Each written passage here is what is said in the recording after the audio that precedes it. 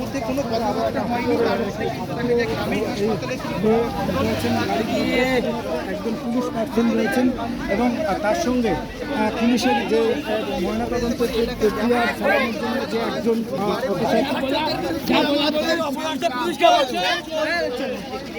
পুলিশদের বলো, আরে পুলিশ তুমি চিন্তা করো, আরে পুলিশ তুমি চিন্তা করো, আরে পুলিশ তুমি চিন্তা করো।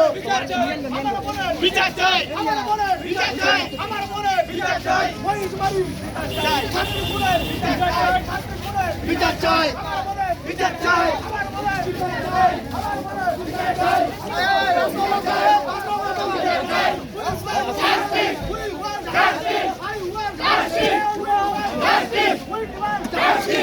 আমরা এই মুহূর্তে দেখতে পাচ্ছেন এখানে মীনাক্ষী মুখার্জি এসেছে।